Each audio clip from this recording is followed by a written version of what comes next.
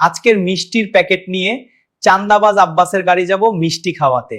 চান্দাবাজ আব্বাসের জন্য মিষ্টি কিনতে বাজারে যাচ্ছি। ভাই 10 কেজি মিষ্টি দিন। হ্যাঁ নিন ভাই, ধন্যবাদ, এটা নিলাম।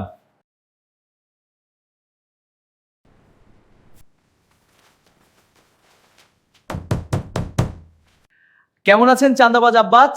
ভালো আছি বদমাইশ। তোর কি খবর? আপনার জন্য মিষ্টি আনছি। হ্যাঁ অবশ্যই, এই মিষ্টিগুলো খুব সুন্দর, ধন্যবাদ।